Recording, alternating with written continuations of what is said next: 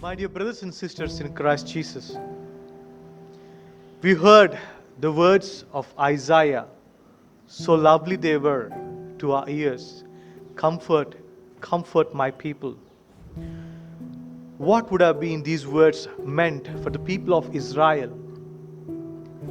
Because the people of Israel were tired, they were weary. After staying long days in Babylon for exile, their spirits were low. We can say that their spirituality itself faded away, weakened, and therefore their spirits were not on high, they were down. And to these dull spirits, he is prophesying. To these dull spirits, he is proclaiming. And to these dull spirits, he is refilling in the comforting and soothing words of God. Comfort, comfort my people. Who in these days do not want comfort? We want comfort from the present sickness that is almost battled by this world. We want comfort from our financial circumstances. We want comfort of our family issues. We want comfort of our future. We want comfort in our living. Everybody wants comfort. And there are also people who strive for a comfort in a spiritual life. And here there is a prophecy. Here there are words of God in the form of prophet Isaiah, comforting and soothing.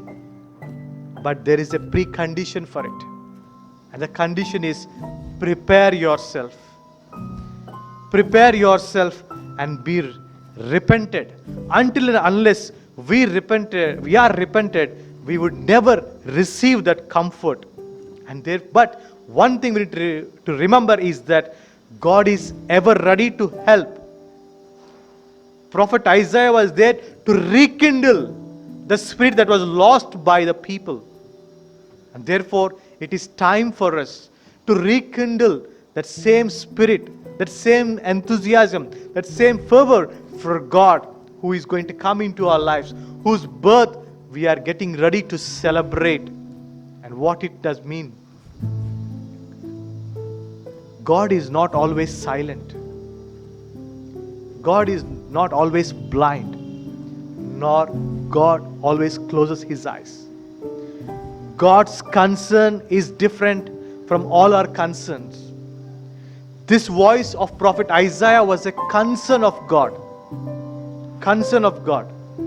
Sometimes we say, he doesn't bother me. No, he doesn't concern me at all.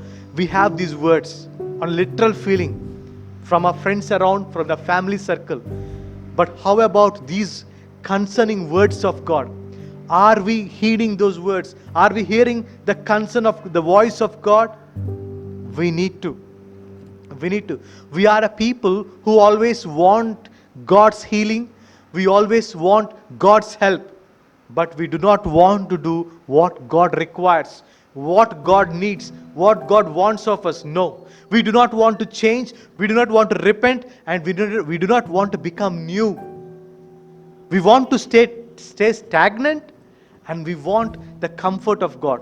And this is what is not possible. That's why prophet says, straighten your paths. How do we straighten our paths? The valleys of prejudice have to be straightened. The pride that has become a mountain in our life has to be straightened. The crooked injustice that is done to our neighbors have to be straightened. These are the pathways. These are the things that are to be raised, that are to be brought low, that are to be straightened. Only then we would enjoy the comfort of God. When we come to the gospel, we have the beginning words of St. Mark. The beginning of the gospel of Jesus Christ, the Son of God. Mark 1:1. My dear brethren, what does it mean? The gospel of Jesus Christ. Gospel means Evangelium, which means good news. What does this good news mean? How it will become a good news? Any good news must bring you joy, happiness, and reorientation to your life. Reformation of your life. And only then it will become a happy news, a good news. Means to say, the birth of Jesus itself will become a good news for us.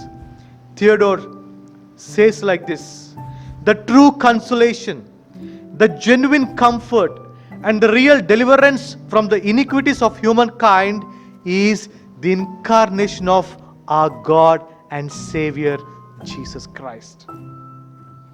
So, the birth of Jesus Christ is a good news for us because He is going to give us new life, redeem us, reform us, renew our life and our living. And therefore, John the Baptizer, the Baptist, is giving us a call. He says, repent. Repent. My dear friends in Christ, the beautiful thing here is that there are ways of repentance. The ways of repentance are different. Here the call earlier, if a Gentile wants to become a Jew, he has to undergo three things.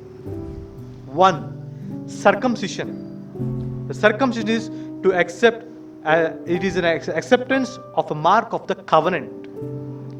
The second one is sacrifice. He has to make sacrifice because he is standing in need of atonement. Means to say forgiveness of sins. The third is he has to undergo baptism of immersion. Means to say that he wants to get cleansed from the pollution of the body. The pollution of the body. These three things for a Gentile to become a Jew. But here, the voice of John the Baptist was to the Jews themselves, not to the Gentiles. There are Jews who were in queue to get baptized, to be repented of their sins. Here, the repentance just doesn't mean that asking sorry, or just doesn't mean that doing some penance. Here, the repentance is commanding us more. Commanding us more in the sense, repentance means to make a reorientation to God, to redirect ourselves to God, turn around, make a U-turn, make a complete conversion, change your heart. This is what repentance is asking of us today in the gospel. It is demanding us today to make these things possible in your life, to make these things possible and make yourself new. Make yourself new. Yes, my dear friends, going little more further, striking on John himself, what does it mean to repent? There are 3 steps. When you ask for repentance, there are 3 things that you have to do. One thing is, you ask forgiveness from your own self. First thing means to say that you are willing, you are feeling the pain.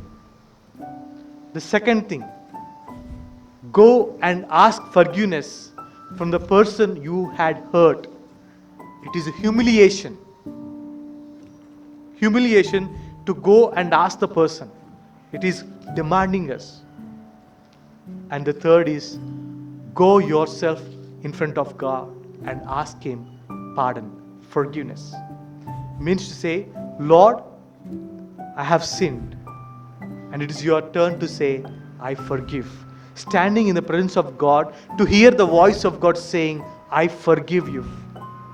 And this is what repentance is all about. And this is what John is preaching about. And this is what John is demanding. And how John could say these words? Because John was filled with the passion of fire of the Holy Spirit. We can clearly see in Luke 1:41, where John leapt with joy in the womb of his mother, because the Spirit, the Holy Spirit that was carried that became flesh in the womb of Mary, when she visited, that same Spirit gave that joy to John. And that is what made him to rejoice. So John was filled that time itself in the womb of his mother, and he was filled with Spirit, and that same Spirit drove him with passion to preach, to call people in repentance. He had courage to call out for repentance, and people saw his life, his austere life. People saw and they believed and they came to him. All this he done because he wanted to direct them. He wanted to direct them to Christ, for the coming of Christ, who is much more powerful than him, who will bathe them with the Spirit, We need to have the courage of John the Baptist, to ask sorry, to feel that repentance, to ask for that conversion. And therefore, let us be such people. But still, my dear friends, how do we examine our lives? There is a need in our life to repent. And there are areas for us to touch in that repentance. There are areas like spiritual practices, in respect of some of our relationship and some of our unhealthy habits that we keep clinging to. These require repentance.